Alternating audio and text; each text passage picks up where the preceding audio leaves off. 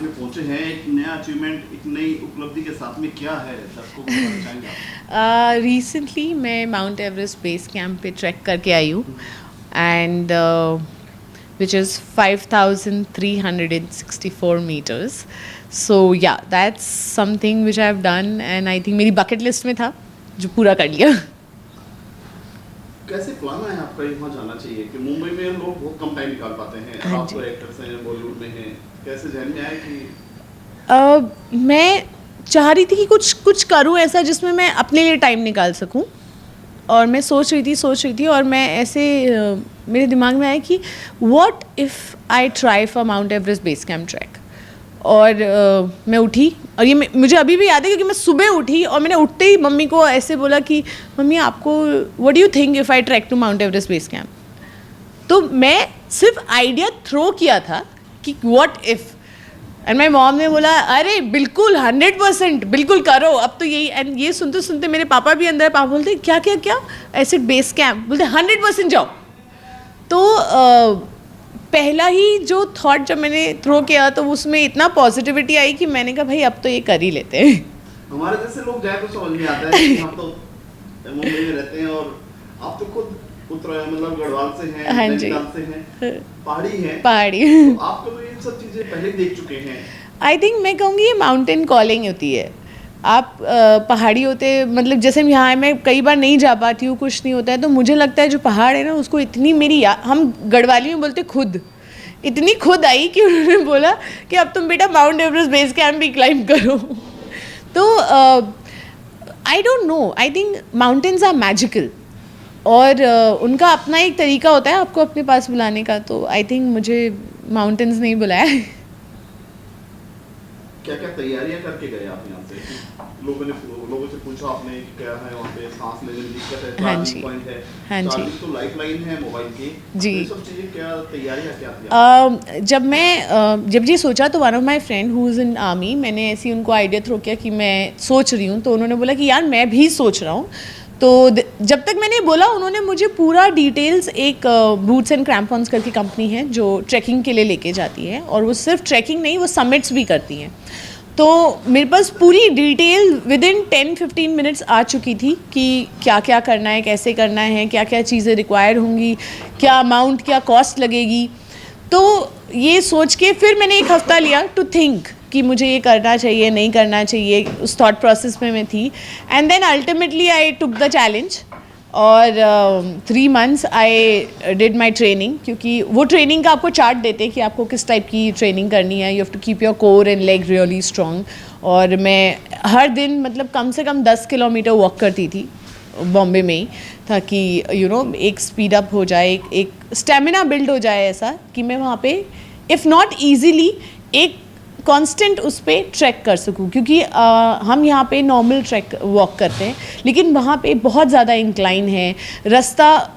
मतलब ऐसे यहाँ बना हुआ रास्ता है, आप यहाँ पे कहीं पे भी वॉकिंग करेंगे, कुछ भी करेंगे तो वो रास्ता बना हुआ है.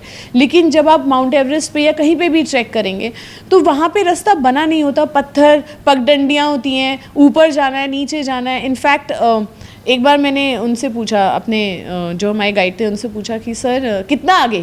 तो बोलते बस सीधा सीधा. तो सीधा सीधा ऐसे नहीं हुआ था, सीधा ऐसे हुआ था. तो मैंने पूछा सर ये सीधा कैसे? तो बोलते ये नेपाली सीधा है.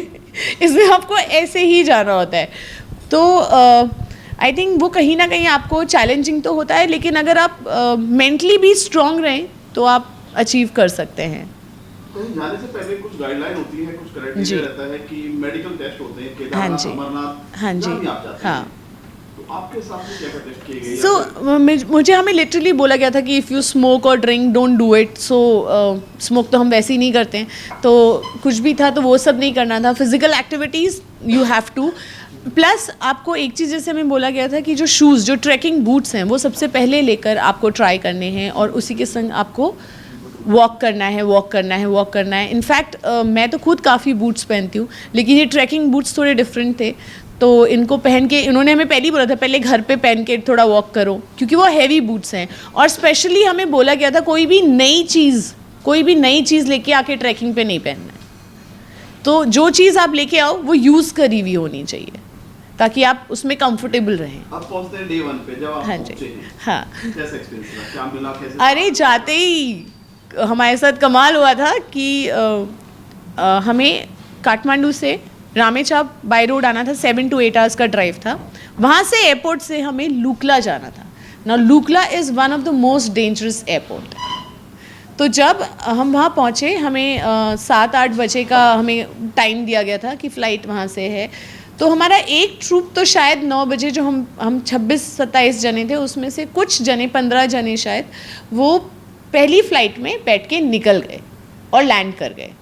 अब हम अपनी टाइम का वेट कर रहे हैं, लेकिन वेट करते करते आप बिलीव नहीं करेंगे, हम सुबह 8 बजे से शाम के 4 बजे तक एयरपोर्ट पे बैठे थे। 2 बार हमें एयरपोर्ट मतलब क्या बोलते, बोर्डिंग करने के लिए लेकर गए और वापस ले आए क्योंकि उन्होंने मना कर दिया।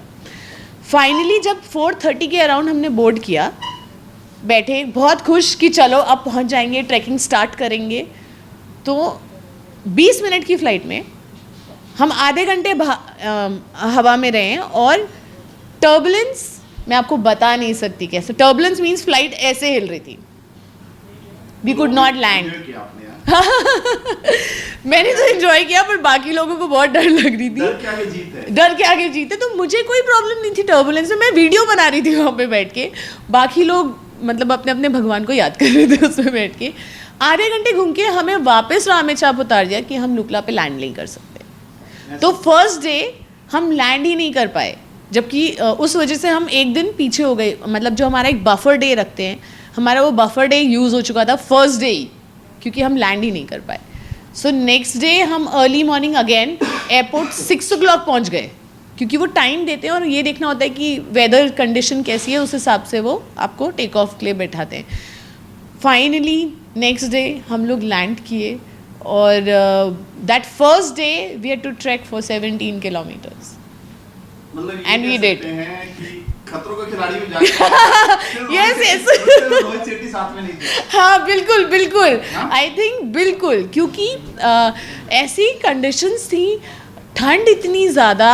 फिर एक चीज़ बहुत अच्छी थी कि सब लोग बहुत अच्छे थे, एक दूसरे को पुश कर रहे थे कि चलें और चलें आगे और चलें आगे। So that was really nice. But हाँ, खतरों के खिलाड़ी ऐसा तो नहीं खतरों के खिलाड़ी के पहले कि एक सैंपल हो, नहीं सैंपल हो। अरे I don't mind doing Khatron Ke Khiladi. I have trek to Mount Everest base camp.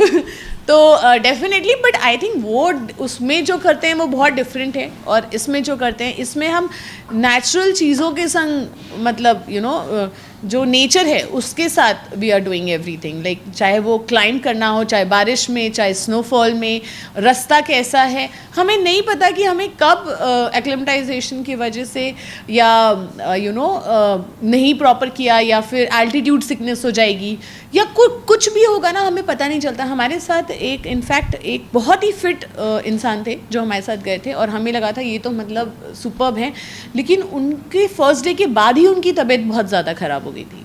सो आपको नहीं पता कि कब आपको क्या चीज़ कैसे हिट करेगी, क्योंकि mountains as I said is magical, and at the same time you don't know कि वो आपके साथ कैसे क्या कर सकते हैं। मैन ऑफ द वर्ल्ड हो गया या वुमेन। तो कहीं ना कहीं आपको फील आ रहा होगा खतरों के खिलाड़ी जैसा, तो जा रहे थे कि यार हाँ तो मैं सच बताऊँ ऑनेस्टली, जब मैं ट्रैक कर रही थी ना, तो मेरे दिमाग में माउंट एवरेस्ट बेस कैंप था, जिसकी पिक्चर्स आ रही थी मेरे दिमाग में कि मुझे ये करना है, मुझे ये करना है, one step at a time. मुझे ये लगा था कि मुझे उतना एल्टीट्यूड सिकनेस नहीं होगा, लेकिन 5th डे मुझे हिट किया, तो मुझे रियलाइज़ हुआ कि yes, mountain plays its own game. लेकिन मैं डर गई थी, क्योंकि ऐसा ना हो कि मुझे 2 दिन पहले, जब मैं 2 दिन बचे थे बस बेस कैंप पहुंचने के, और ऐसा ना हो कि 2 दिन पहले मुझे वापस आना पड़े। तो थैंकफुली बाय गॉड ग्रेस ऐसा नहीं हुआ, and thanks to my team like Romil sir जो हमें गाइड कर रहे थे, कि हम स्मूथली वो डिफ़िकल्टीज़ के संग वट एवर इट इज़ खींच के हमने कंप्लीट किया माउंट एवरेस्ट बेस कैंप। तो वीडियो जो लेकर आए हैं, कहीं ना कहीं आपको ऑफर चालू हो जाएंगे आपसे कि यार लड़की तो जा सकती है क्लाइमेट में भी। हाँ बिल्कुल, लाइक मुझे वही लगता है कि मैंने जैसे बताया कि जब मैं वापस आ रही थी, मैं इतना कुछ वहाँ पे बैठ के और कुछ करना चाह रही थी, लाइक यू नो कई बार होता है कि आप वहाँ आधे घंटे में ना आप क्या ही कर लोगे, मतलब आप इतना ट्रैक करके आए हो और आपके पास सिर्फ आधा घंटा है, क्योंकि अगर आप ज़्यादा रुकेंगे तो आपकी तबीयत ख़राब हो सकती है और रात भी हो रही है, तो आपको you have to go down, you have to trek for another 4-5 hours to come down. तो मैं वापस आते हुए ये सोच रही थी क्या मैं वापस ट्रैक करके आऊँ माउंट एवरेस्ट बेस कैंप, क्योंकि ये चीज़ें छूट गई हैं, मुझे और कुछ करना है और कुछ करना है। तो वो एक कॉन्टिन्यूस थॉट था, क्योंकि मुझे लग रहा था कि अब तो कर लिया है, अब मुझे हार्डशिप्स भी पता है, लेकिन लाइफ बहुत डिफ़िकल्ट है माउंटेन्स में, इट इज़ नॉट ईजी। मतलब हर एक चीज़ जो आपका पानी भी है जो ऊपर लेके जा रहे हैं बॉटल का, वो यैक्स पे या फिर जो आदमी जो शेरपाज हैं या जो लोडर्स हैं वो उठा के लेके जा रहे हैं। तो sometime you feel very sad कि लाइफ कितनी डिफ़िकल्ट है फॉर माउंटेन्स जो रह रहे हैं वहाँ पे, क्योंकि हर एक चीज़ के लिए उनको उठा के ले जाना ही पड़ेगा। So, ऑक्सीजन खत्म हो जाती है। हाँ, ऐसा भी देखा है कि आंखें बाहर आ जाती है, निकल जाती हाँ हैं। जी, बहुत सारी चीजें ऐसी हैं। जी। कोई वैसा नहीं, टचवुड ऐसा कुछ नहीं हुआ। मेरा ऑक्सीजन लेवल तो ऑब्वियसली आप एल्टीट्यूड में जैसे ऊपर जाते जाएंगे कम होते जाएगा, तो आपको हेडेक्स काफ़ी रहते हैं। जैसे मुझे काफ़ी हेडेक्स थे, I was not able to sleep, मतलब in 15 days I would have hardly slept for 7 to 6 hours. तो उन चीज़ों से बैटल करना फिजिकली नहीं, वो मेंटली ही हो सकता है। So mentally you have to be very strong. कभी ऐसा लगा आपको कि यहाँ कहाँ फंस गए, भाग लो यार तुम? मैं लिटरली 2 दिन पहले जब मेरी बहुत तबीयत ख़राब हो गई थी और बाहर स्नोफॉल हो रहा था, मैंने सोचा था जब तक मैं पहुँचूंगी मैं वीडियोस बनाऊंगी, पिक्चर्स क्लिक करूंगी, लेकिन मैं स्नोफॉल में वॉमिटिंग कर रही थी।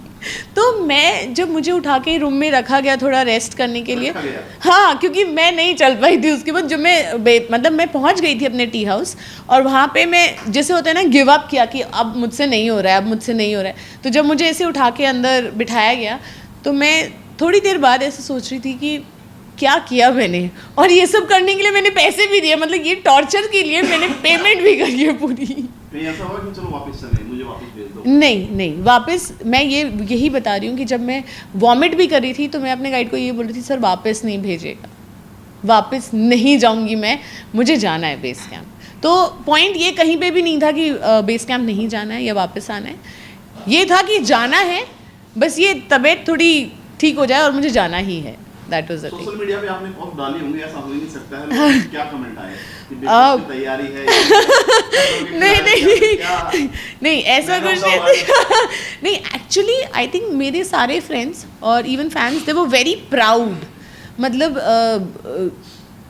मैं सच बताऊं, मुझे बोला था कि अभी आपको समझ नहीं आएगा आपने क्या अचीव किया है, ये आपको जब आप घर जाएंगे थोड़ा रेस्ट करेंगे, बॉडी रेस्ट करेगी, बॉडी थोड़ी बेटर हो जाएगी ना, तब आपको रियलाइज़ होएगा आपने क्या किया है। सो अब मुझे सिंक इन होने लगा है कि मैंने आई हैव डन समथिंग, क्योंकि सब ने मुझे कॉल्स करके, जो मेरे फ्रेंड्स हैं जो मुझे मैसेज करते हैं, उन्होंने भी मुझे कॉल किया है और कॉल करके लिटरली बोला है कि this is such a big achievement. और उन्होंने मुझे बोला कि तुमने अपने बर्थडे के लिए खुद को ये गिफ्ट किया है। मैंने कहा आई वुड अग्री, क्योंकि कई चीज़ें मेरी लाइफ में अब काफ़ी हद तक चेंज मुझे ऐसा लगता है, क्योंकि पहले जिन चीज़ों के लिए शायद मैं ना कर देती अब शायद नहीं करूँगी। और कुछ कहना चाहिए जाते आप? जाते मैं सिर्फ इतना कहना चाहूँगी कि अगर आप दिन में ठान लेना तो आप कुछ भी कर सकते हैं। If I can go to Mount Everest base camp with entire busy schedule के साथ, everything I could manage and do it, you can also do it. And trust me, without network phone अच्छा लगता है। 15 दिन मेरे पास almost network आ जा रहा था, but it was really good break.